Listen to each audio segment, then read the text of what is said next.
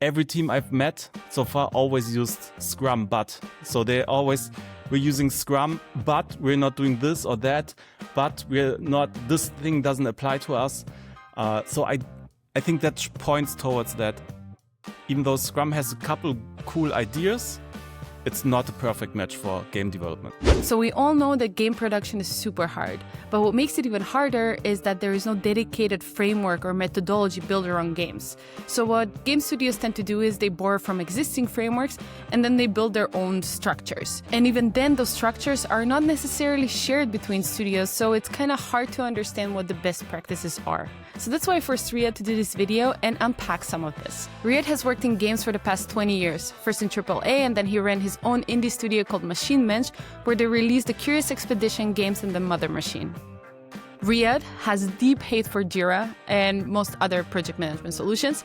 So in parallel to building his dream games, he also built Codecks, which is essentially the only production tool specifically built for games. Codecks has allowed us to see firsthand how hundreds of studios deal with production. And this has inspired Riad to create a production structure out of all these learnings that fits even better for games. What we want to talk about are several things, right? So we've talked a lot about how game production is super difficult. A lot of different teams use very different methodologies. There's things like Scrum and Agile and Lean and Waterfall and so forth. And usually teams kind of use bits and pieces of everything, not just one thing. But even then, like all those methodologies have not necessarily been built for games. They've been taken over by other industries like software and manufacturing and whatnot.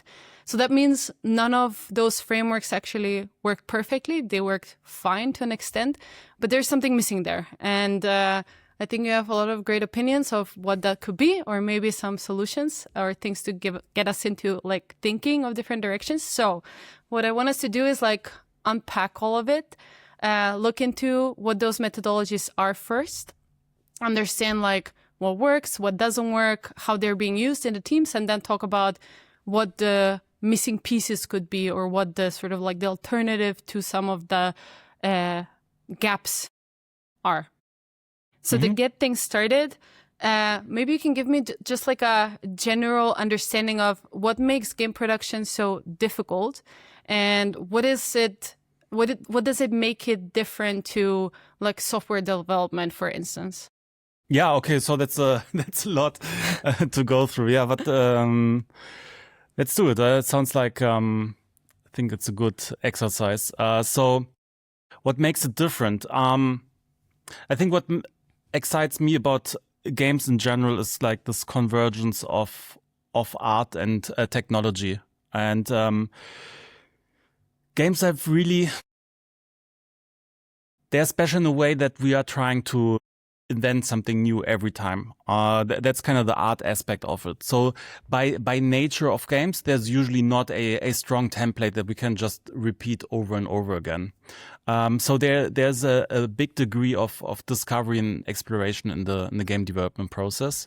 And that makes managing the whole process difficult.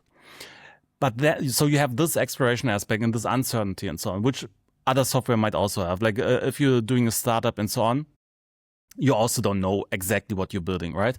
But then you have this other aspect in games where there's also a high degree of certainty required in the later product stage.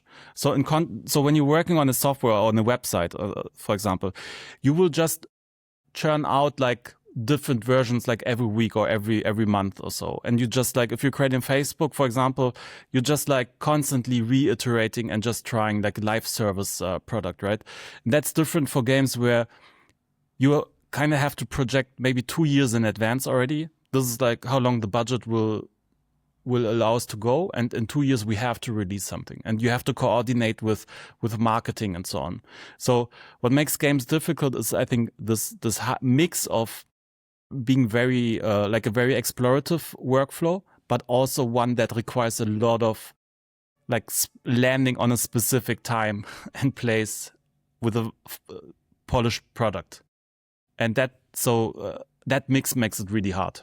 Is it also like the addition of, I mean, when you develop software, it's like very precise, okay, I want to develop this thing. But in games, you have like something that's a bit untangible, which is like figuring out how to build fun. Mm-hmm. Is that like an additional hurdle towards like how you then deal with project management?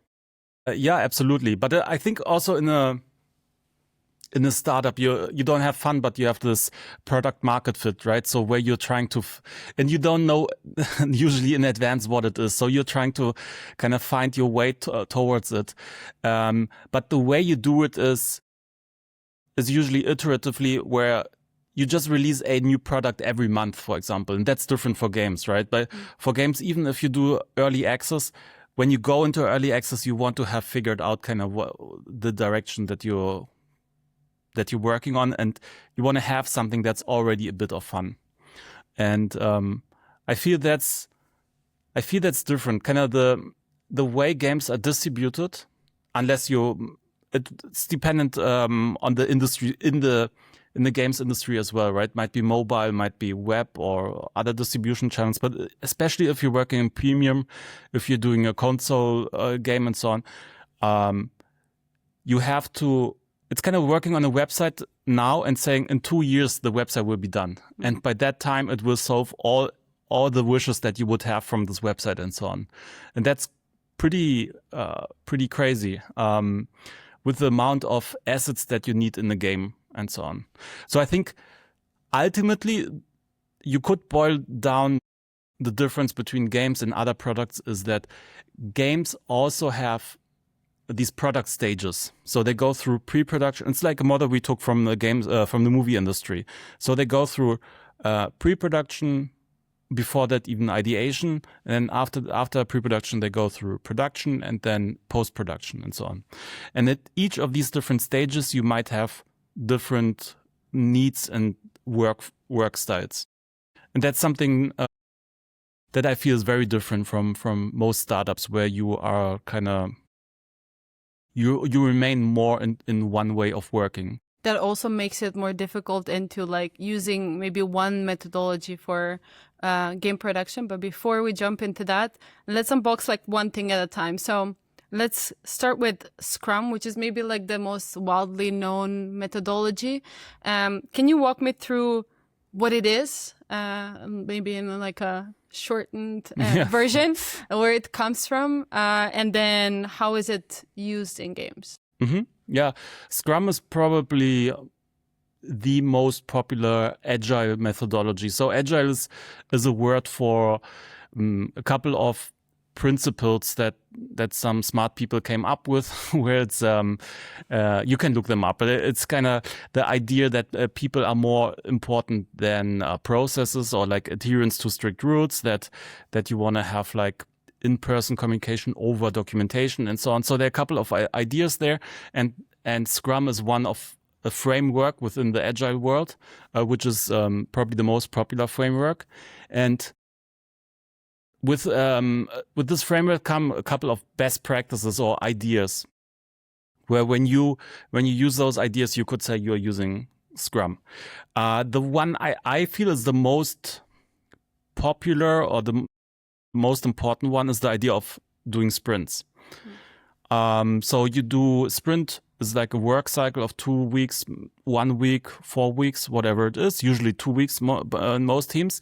And you agree at the start of the sprint what you want to work on. And by the end of the sprint, you check if you like how far you got in that sprint. And then you go into the next cycle. I like to explain it maybe why this idea even exists in a bit more unusual style, which is, to me, it's a contract between the team and the stakeholders in a company. So when I once worked in a company many years ago, but where the boss once came up to me on a Friday evening and was like, hey, by the way, this important thing came up and the milestone has moved and you will have to work over the weekend, right? And that was very demotivating to me. And this is a usual tension between somebody that's working in a team, where what I want to, as a programmer, as I was back then, I want to have control over my own work, right? In the ideal scenario, I would just do whatever I think is most reasonable, and just leave me alone, right? From a stakeholders or managers perspective, they need to react to changes in the business priorities and so on, and they need to be, what they want is, in their world, is I want you to tell you what to do at any point, and I know best because I have the best overview, and you need to be reactive to that. Just do it, no questions asked. Just do it, yeah, just exactly. And so both of these worlds clash, and I think these sprints in Scrum is a way of solving that by saying, okay, let's agree on these 2-week intervals where every 2 weeks you can tell me what I should be working on, but then you leave me alone for 2 weeks. Kind of you let me just do the stuff for 2 weeks. And I can set my own schedule within those 2 weeks. I can think about, I should start with this, and then I can do this. I can make smart choices because the sprint goals should be flexible enough to leave me time to figure stuff out and to come to a good solution. So yeah, and I think that's the basic idea for me. Like a contract that on one hand allows management to set business priorities, but allows also the employees and the team people on the team to feel ownership over their own work. So that's the basic, most important idea about Scrum. And then there are like other ideas in Scrum. A important one is the idea of continuous improvement, or the idea that there's no perfect process and that you continuously want to improve it.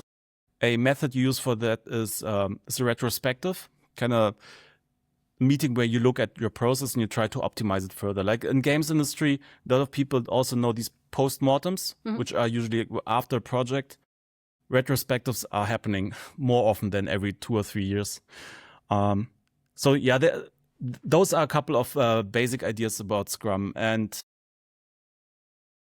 there are a lot of ideas that go beyond that. In general, Scrum is good for exploration because you also have multidisciplinary teams. That's another important aspect. Generally, I want to say though that every team I've met so far always used Scrum, but so we're using Scrum, but we're not doing this or that, but this thing doesn't apply to us.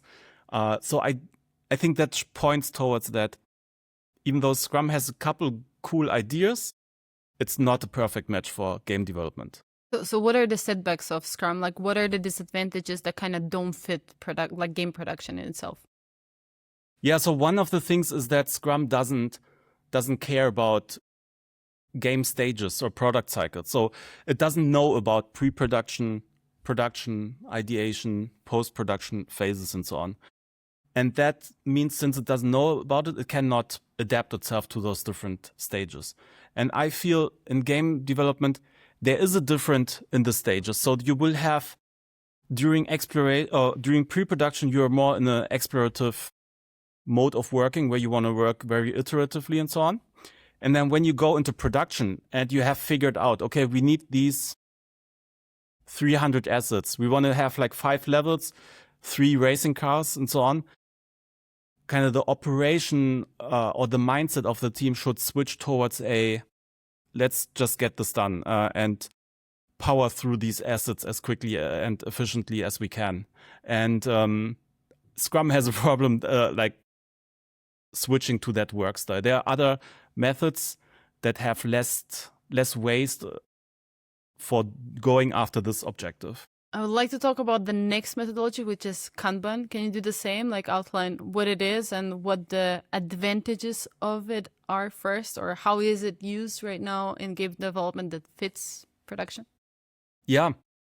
So Kanban is a Japanese word. It comes from the Toyota production system. Toyota's famous car manufacturer, and it's one of the most efficient companies in the world. And they invented a lot of interesting process methodologies. One of them is like this idea of lean management or lean production. And within lean, there is Kanban as a specific idea. And when you talk about Kanban, there are different people might have different understandings of what that means. So Kanban in the literal sense can be, stands for the cards that you put on a wall. And it's like, you have these different columns with like to do, doing, done, or in review and so on. So a card moves from one column to the next one and shows you at a visual level kind of an overview. But there's like also the Kanban system or the idea that stands behind it. So because the Kanban board is just like a way of representing that information. The more general idea about Kanban, without going too deep into it, is that it's a continuous flow. And so as soon as a new asset is required or a new information arrives, it is processed as quickly as possible. So the idea, whereas Scrumban has these 2-week cycles or 1 week or whatever it is, but it's kind of like ramping up, ramping down constantly. Lean or Kanban is the opposite, where it's like flow, like as much continuous flow as possible. So you don't care about like these review meetings and like planning and so on. You just do at any day. Basically, this would be like a simple implementation of it. At any day, you arrive in the office and you're an animator and you just pick the next animation that is required from the team. And other people can put animations in the queue, and you just go in and you you pick the next one, and that's it. It's super simple. You use maybe the Kanban board to visualize that, and then there's an additional idea. So when you care more about flow, there are other things that you might be tracking, like velocity, throughput. So how long does it take for one item to arrive in the queue until it reaches the end? And another idea is work in progress limits.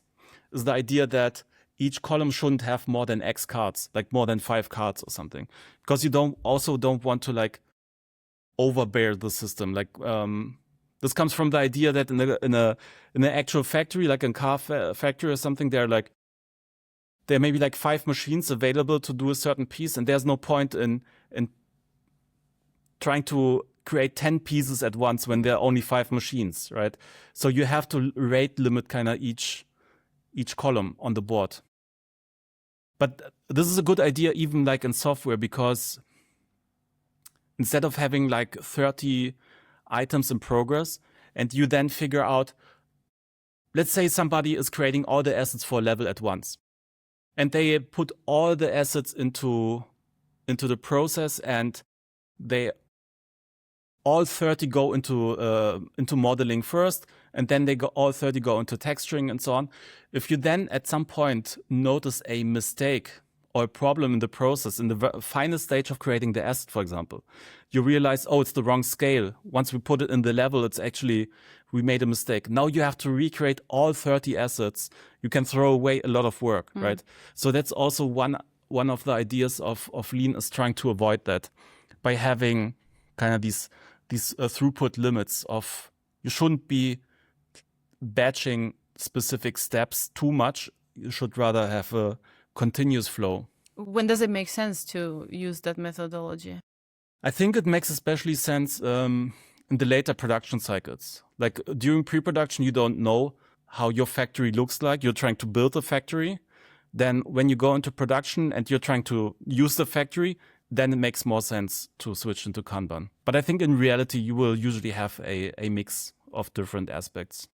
And what are the disadvantages of it? It is not very, or Lean Kanban doesn't know that much about like an explorative process, right?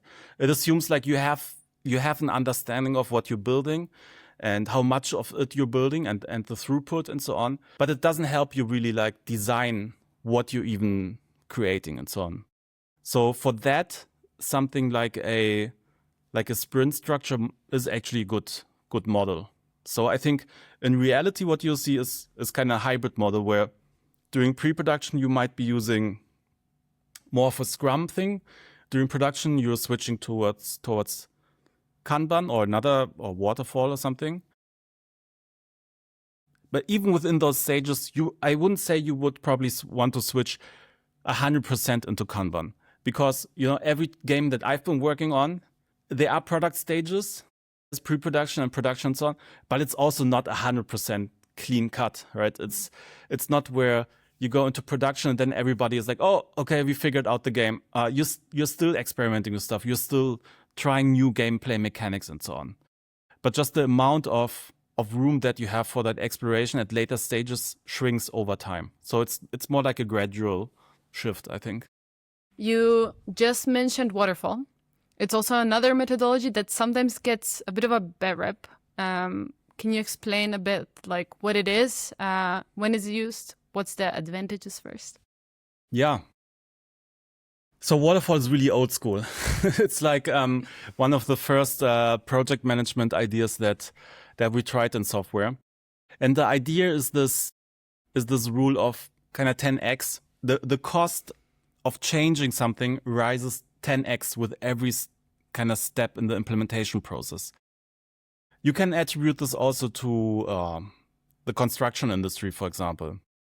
So when I want to build a house and I make a mistake, there are not enough floors or something. It's very easy for me to fix that on paper level, right? So it's like, oh, I made a mistake here. Okay, let me just like repaint a couple of lines. Might take me some hours to fix that, but it's fairly easy.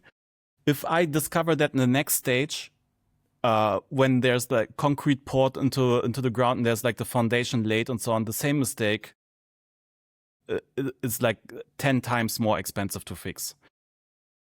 In Waterfall, the idea is that when you look at these stages, you want to find the errors as early as possible when they're cheapest to fix. And that's the basic idea. And so what that means is if you want to fix them as early as possible, Waterfall goes as far as saying, well, then we should really optimize for that and really approach things in a sequential order. In Waterfall, that goes really like to the extreme. So the idea is for a game, for example, is let's sit down and write a game design document where we write down all the ideas for the game, all the enemies that you will find, all the items and so on. And let's iterate on that until we have the perfect game design document. And then only once that is done, we go ahead and start implementing it. And then even there, then you can also split that up into more detailed waterfall models, right? So, and then the problem with that is it will probably suck. Like it will not be fun. You have an idea that's great on paper. You implement it. It's probably not good. And in Waterfall, it doesn't foresee a way to go back to the previous stage. That's why it's called Waterfall. Kind of like water falling down. The water never rises from the bottom again. So it's really the idea that you go in this sequential order. So it's like what is set needs to be set, and then that's it. Like then nobody you commit. touches it. Yeah. And then you just execute. And if you would be able to anticipate all the things, that would be kind of the best model, right? Because there would never be wasted work. You detect all the mistakes you could do like super early and so on. But game development is just too complex for that. A lot of things are too complex for that, but game development is one of them, where it's just unrealistic to approach it like that in general. But there are probably ideas or like mindsets that we can take from it. Like one is the idea of, hey, if we think a bit more at this level, that can save us a lot of pain at a later point, right? Creating a business model for your company might be a good idea, even if you don't stick to it, but it might help you detect ideas that you are able to solve at a stage where it's fairly cheap, rather than 2 years into it when you're in debt or something.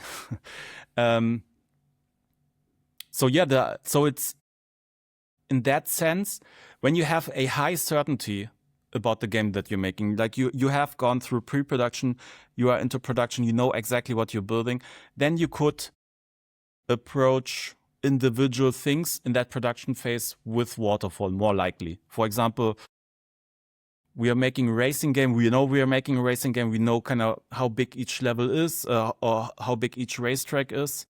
We could now just sit down and say, okay, let's create a list of 50 assets that we need here, and then move on. And now let's create meshes from these, let's create the texture and so on. You could probably approach it more in a staged environment in that moment. But generally, yeah, Waterfall is fairly outdated nowadays. You mentioned before a bit that what makes sense in the context of production is to mix and match different methodologies and to kind of build up a system based on like patchworks from each, which is kind of called like a hybrid model. How does that work in practice? Yeah, I think that's the most common approach these days, using a hybrid model. And so probably tying it to these stages in game dev makes sense.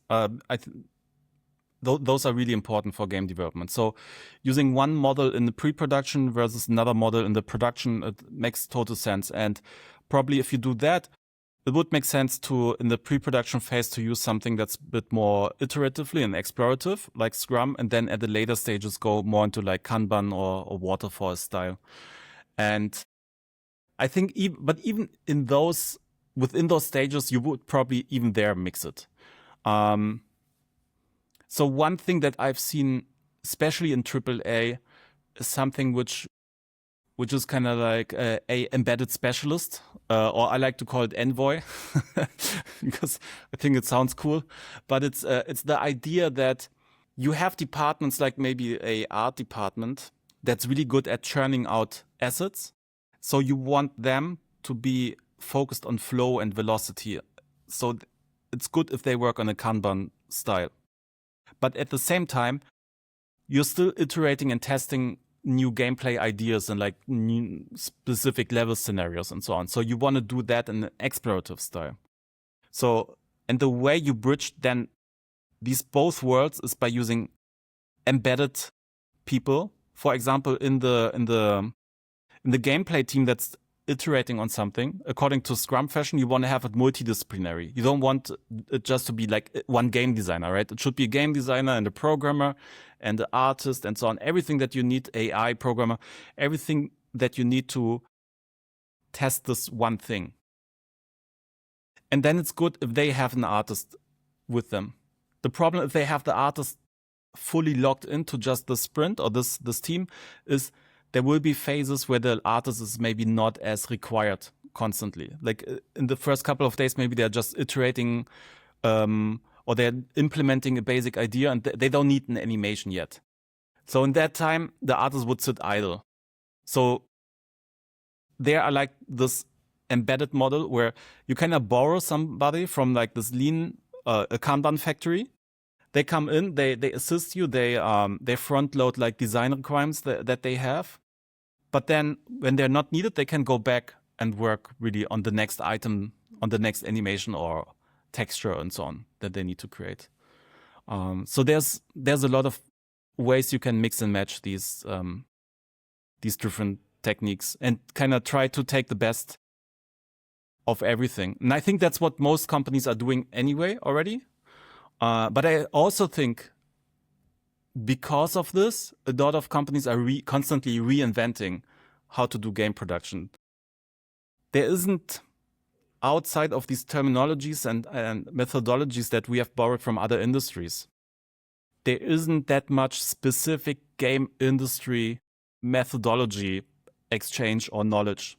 So I think there's a lot of opportunity for us to mature as an industry by being more conscious about like what are we actually doing here? What are all these best practices that game studios have discovered, and how can we talk about them and how can we educate people about them? That's a very great segue to like my next question. So there's a lot of like setbacks to a lot of these methodologies, as you mentioned, but there's big opportunities as well. What is your opinion? Like what is the thing that could fill these gaps or give like an advantage to game production? I mean, yeah, we are working on an idea which is called a scope-driven production, short SDP, and it's not a replacement necessarily for Scrum or Kanban or anything. It's more something that sits adjacent to it, or it's like an extension, and it tries to fill those gaps where the other methodologies don't give you an answer, which leads to game companies coming up with their own answers. And we're trying to not necessarily invent, but discover what successful studios are doing in that space and giving it a name. And that we like to encapsulate as this SDP thing. Can you walk me through like what SDP really means and what does it entail? Yeah, so SDP is kind of a framework, kind of similar to Scrum and so on. So you can take things from it or leave other things out. But it comes with a couple of basic principles or tenets. And those try to speak towards things that are left open by Scrum and so on. So for example, one downside of Scrum, or one idea that I already mentioned, is the idea of having multidisciplinary teams in Scrum. So the idea for a Scrum team is to cover all the areas of a feature that they want to work on, where there are a lot of advantages towards that. It fights this thing of like, oh, there's this problem we discovered here, but we won't bother with it because this other team is actually responsible for fixing that. And then you create like half-broken features and so on. So that's something that you try to avoid. In Scrum, you want to have like this definition of done, where like a feature is like from all angles, it's kind of like doable. But the problem with that in Scrum is that Scrum also treats everybody as the same resource, kind of. It treats everybody as being unspecialized, as everybody can do everything. There's like even this word like swarming for it in Scrum. And that's something, for example, that SDP, one of the tenets is that this is unrealistic and that you have specialists in game development, right? You have animators, you have technical artists, you have writers, you have designers, you have sound engineers. And when there's, for example, a problem with an animation, me as a programmer, I cannot fix it. I used to be an animation programmer in AAA. So if I could implement a animation in code, but if there was something broken with it, I couldn't go into Blender or whatever we were using to fix it myself. I just missed the skill set. So if you have a methodology and you want to track velocity and so on, it has to be happening on a work area dimension. You have to track the velocity specifically for different work areas. So that's like a really common sense insight, I would say, for game studios. But it's not mentioned by other methods. But it is mentioned by SDP. It's like one of the core tenets. And there are like a couple of more core tenets. For example, I'm gonna rephrase it. So I think one basic idea is that in game development, what we're doing is we're trying to build a factory and then use it as well. And then after 2 years, we're gonna throw away the factory. And that's really different from other industries. So in other industries, like when you're working on a startup or something, it's more you build a factory, but then you use it for 20 years or so. But that's different in game dev. So what does it mean to have like this weird like pre-production, production, post-production cycle and so on? I think it means that for me, the most basic dimension or metric in the game is the scope. How to manage that scope. You could say everything the team is doing is just creating scope until the release date, and then they do it on the next game again. So if scope is like such a fundamental concept in game dev, how can we build a methodology around scope? That's why it's called scope-driven production, because it's really like a central concept. And the idea is during pre-production, you figure out the scope, you figure out the pipeline for each asset type, you figure out the quantity of assets of a certain type you want to have. If you combine these two informations, you will know exactly the effort that you need across different work areas. How much programming effort you need, how much animation, art, sound effort you have. And then if you combine that with tracking your actual team and tracking how much velocity you have across coding and the other disciplines, if you combine all of that, it gives you a forecast of when your project will end and by what time you will be done. And I feel that's a really powerful idea that's not really handled by any other methodology. So in more practical terms, if, I don't know, me and my team would want to like get started with SDP and kind of shift how we work towards that direction, where would we get started, and what are like the elements that we should like put in place to get us in that direction? So I think the basic, or you will know that you have a problem without SDP, is when you are looking at your whatever you're doing now, whatever software or wall or something you're using, and you're looking at it, and all you're seeing is a sea of tickets without really knowing where you stand in your overall game production. So that's the first thing I would do when you want to apply a SDP approach, is you want to model your project production environment similar to the shape of the game content that you're creating. So at any point when you look at the overview of your project management, what you want to see are the elements that you also have in the game. So for example, for a racing game, you want to have the concept racetrack somewhere in there in your project management setup, right? And you want to see the individual instances of racetracks that you want to have and so on. So a good kind of like a checklist test that you can do is, if I'm doing a fantasy RPG and somebody asks me, hey, what's the state of the fire arrow? I should be able to look at my project management environment and be able to tell that answer that question immediately and say it's 50% done. According to our velocity, it will be done by then, and so on. If you cannot do that, you're not having a good overview of your production. And why wouldn't you be able to do it? It sounds kind of like obvious. Well, the problem is that a lot of teams, they are managing ticket after ticket. Creating like one arrow is not one ticket, it's like 20 tickets, but those tickets are not connected with each other, right? There's no folder structure or like a container that binds them together. And some tools, they have epics and so on, where they can bind that together, but then they are missing the second part. And I think that's also really important about SDP, is the ability to not just reason about a individual instance of that asset, but to reason also about the pipeline and be able to represent that pipeline and measure it within your tool. I hope that's not too abstract. I mean, can you give me also maybe like a tangible example? Yeah. So when you think about most project management environments, people think in like in short term, and they think about, hey, what do we want to do this week? And somebody could be like, oh, I want to replace the wheels on this car, and somebody else could be, I want to I want to change the material of the windows and so on.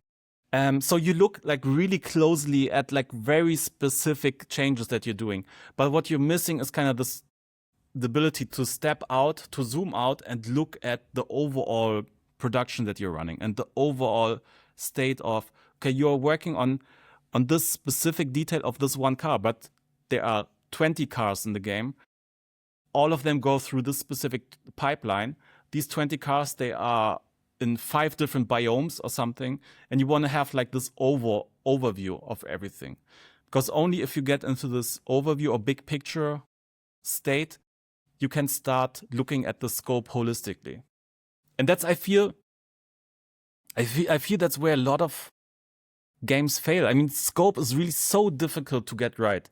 Like a lot of teams nowadays fail on scope. Like we have figured out distribution, right? You can just upload to Steam and so on. You can get access to dev kits. We have figured out marketing. You can do like, you have organic reach on TikTok and so on. We know kind of like how to talk about things, more or less. We have figured out the technical stuff right now with vibe coding and so on. It's easier than ever to get stuff done.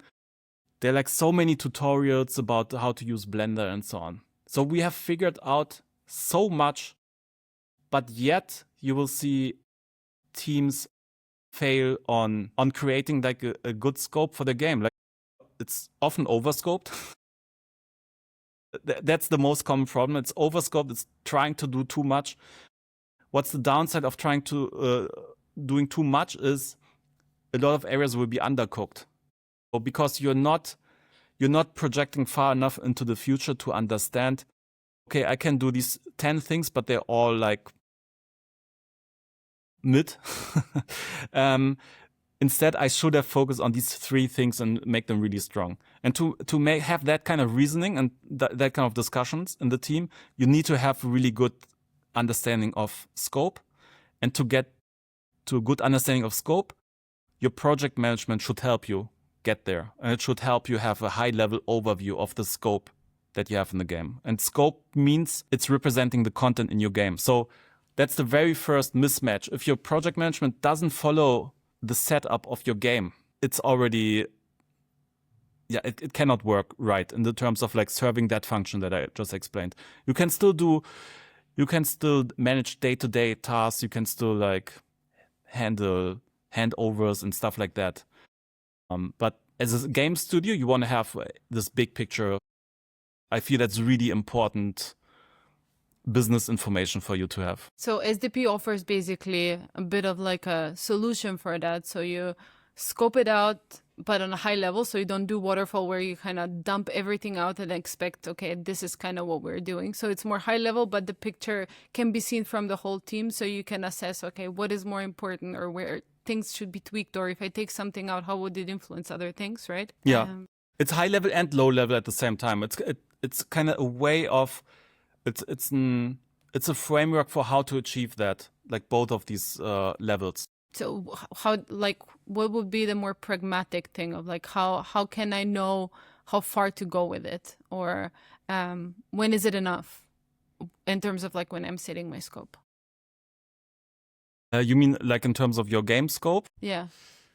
I think there's no easy answer to that. Damn and it. it's also SDP or like any framework won't be able to tell you how to make like a good game, or like how many racetracks it should have.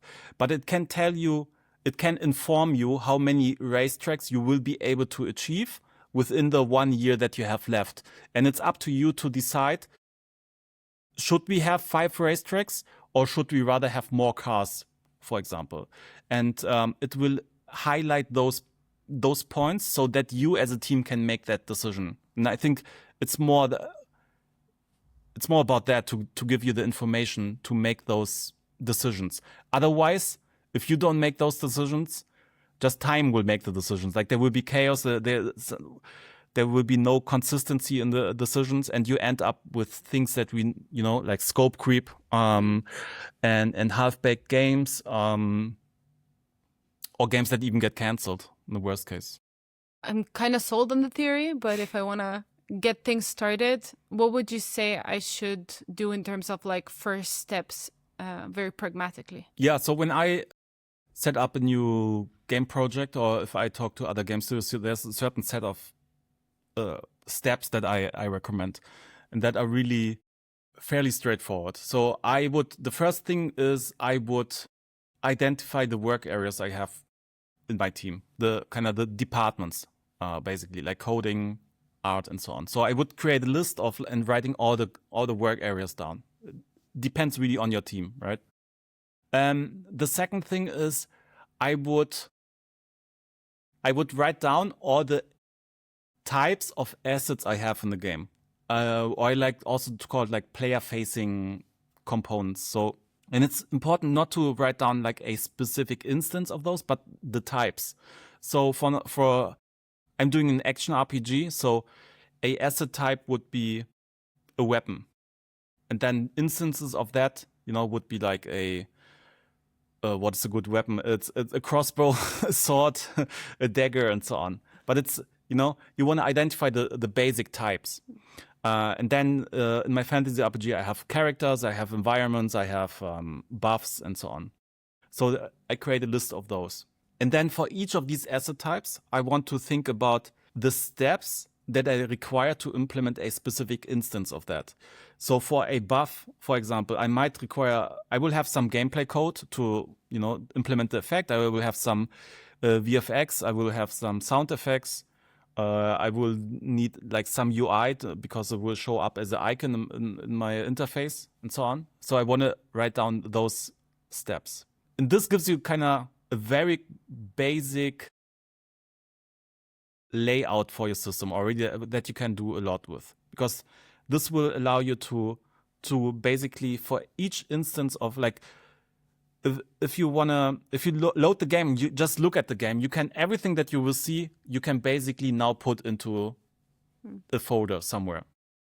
You will have things that don't fit into one of those like asset types that I mentioned, because they are like one-off systems, I like to call them, like the player combat system or something.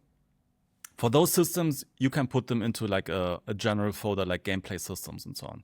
But now when you combine all of these steps, what you will end up with is what we call in these pipelines that we call in Codecks, we call them journey. You will put the different asset types into decks. Each instance of a asset you will put into a so-called hero card. Whether you use Codecks or not, it doesn't matter. But this gives you like a basic folder structure or basic tree hierarchy. And then all the instances end up being elements of that. And I think this is a good layout versus only working, instead of modeling your project after work areas only, or after people, or after stages and so on. If you use any other method, you will have a hard time taking a step back and having a holistic overview of the scope of your game. When do you start making kind of the more high-level, big-picture planning? Do you first outline everything and then put it into like a vision board or something? What's the approach there? I think it's a process that you will go through during the pre-production. Basically, the task of the pre-production is figuring out what you're building. So by the end of pre-production, you have all the asset types. You have an idea of which asset instances you want to have specifically. When I talk about assets, I don't mean like a texture or something, right? I mean like generally player-facing components. So scope elements, you could also call them. So you will have an idea of all the scope types and all the scope elements, and you will also have an idea how to go about each of these, like having an idea about the pipeline.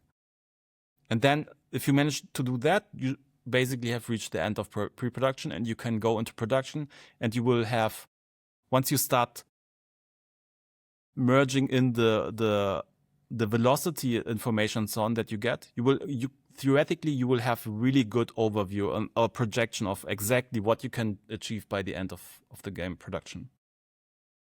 In reality, of course, there's always it's still an iterative process. There might be assets that end up not working out, that need to be redone and so on. But if you keep it on measuring it on average, it will give you a good indication of generally this is kind of the direction we're heading towards. And it's less likely that you end up in a situation where you are creating one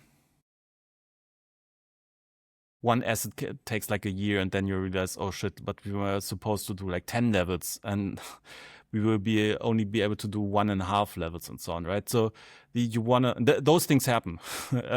So you want to catch those things early, and SDP is like one way or like one framework that can help you with that.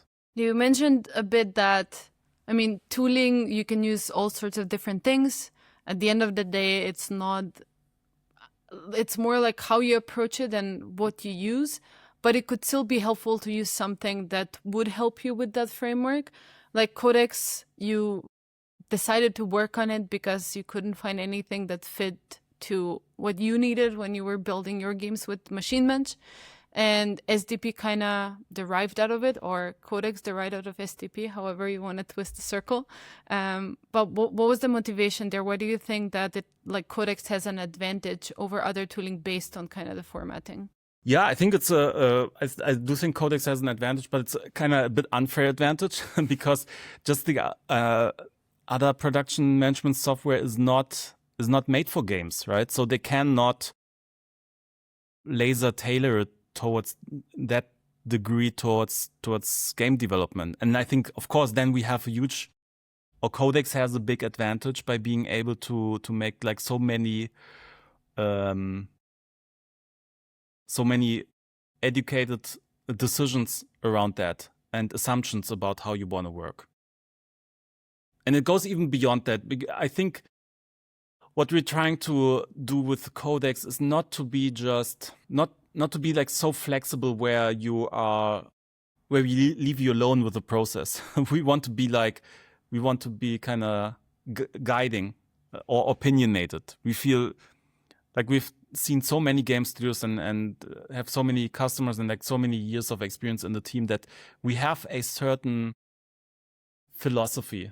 I have 2 more questions to wrap things up.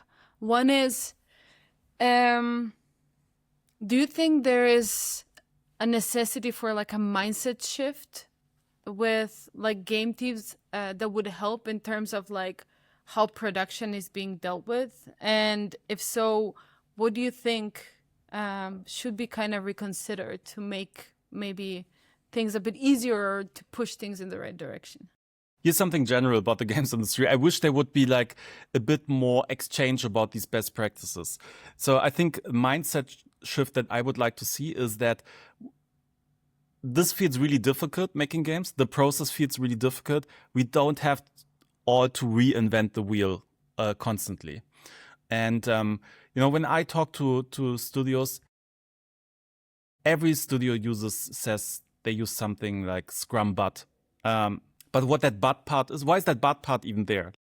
Why is that? Why can't you? Or why are you saying like Scrum Light or something, right? Why are we as an industry not just embracing it fully and saying like, no, we are doing 100% Scrum?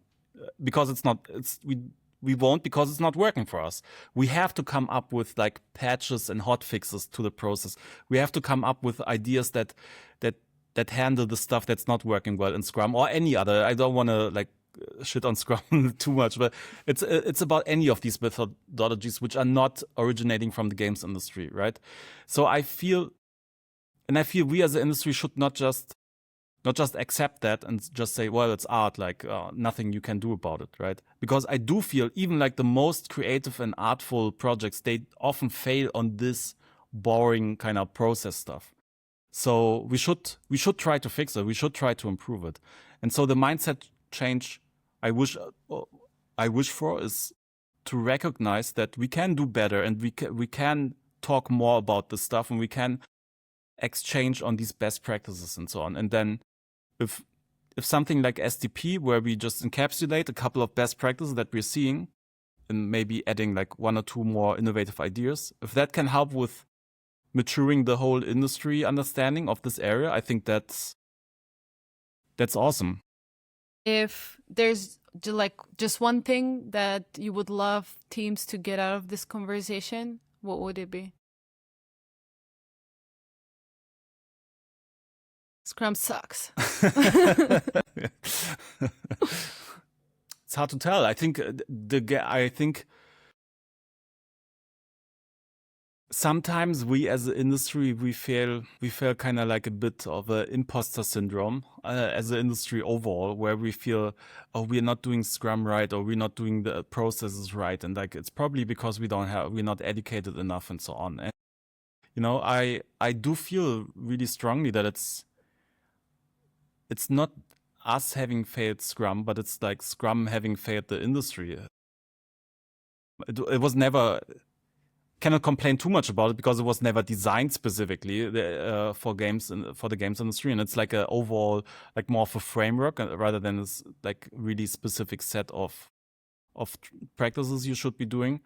But I wish, we should. I think the main takeaway should be that people realize that it's It's quite difficult to do games. It's quite difficult to manage making games, and that's okay. And that doesn't mean that we are like too dumb to get it right. It just means that we should spend a bit more time to talk about it and as an industry and embrace it and like have these conversations about the things that we discover work well for us and won't work well. And yeah, I hope obviously that people check out SDP, and SDP is it's a framework that's won't automatically create great games, but it can inspire you to take steps and to think about your project management in a way that can help you create better games. And I hope that people check it out, whether they want to use it with Codecks or not. But I feel the ideas in there are relevant. Nice. All right, then that's a wrap. Yay, that was good. Thanks so much for watching until the end. If you want to support us further, click on the subscribe button, like, comment, all the jazz, and try out Codecks. That would be grand.